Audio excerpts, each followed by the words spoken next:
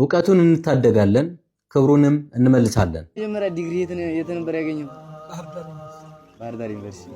ማስተሬት አዲስ አበባ ዩኒቨርሲቲ። ኦኬ። ፒኤችዲ ሴት ነበር እየሰራ ነበር።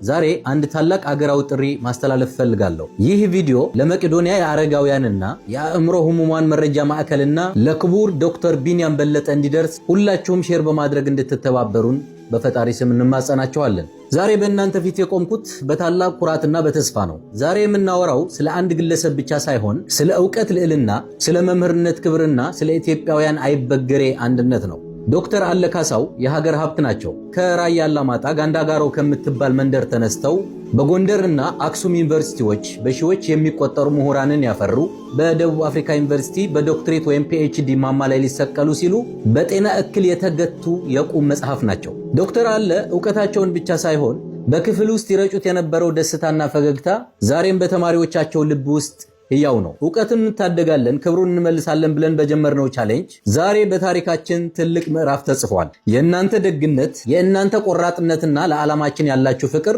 የማይቻል የሚመስለውን ነገር አሳክቶታል። በዚህ በጀመርነው ቻሌንጅ በአንድ ቀን ውስጥ ብቻ 200 ሺህ ብር ማሰባሰብ ችለናል። ይህ ቁጥር ብቻ አይደለም። ይህ ምሁርን የማክበርና ለወደቀ ወንድም የመድረስ የኢትዮጵያውያን ድምፅ ነው። ይህ ዶክተሩን ከጎዳና አንስተን ወደ ቀድሞ ክብራቸው ለመመለስ የገባነው የቃል ኪዳን ማሳያ ነው። አሁንም ጉዟችን በታማኝነት እንቀጥላለን። በሚቀጥሉት ቀናት እኛ ቻሌንጁን ካዘጋጀንበት በፌስቡክ ኦፊሻል ገጻችን ከለጠፍናቸው ደረሰኞች ውጭ በቀጥታ ወደ ባንኩ የገባውን ገንዘብ ጭምር ከባንክ ጋር በዝርዝር አጣርተን አጠቃላይ የገባውን ገንዘብ ይፋ እናደርጋለን። ግባችን ግልጽ ነው። ወደ መማር ማስተማር ሙያው ተመልሶ ለሀገር እንዲተርፍ ማድረግ ነው። አንድ መምህር ማዳን ትውልድን ማዳን ነውና አሁንም ትብብራችን መቀጠል አለበት። አሁንም በድጋሚ አደራ በማለት ታላቅ ሀገራዊ ጥሬን ለማስተላለፍ እወዳለሁ።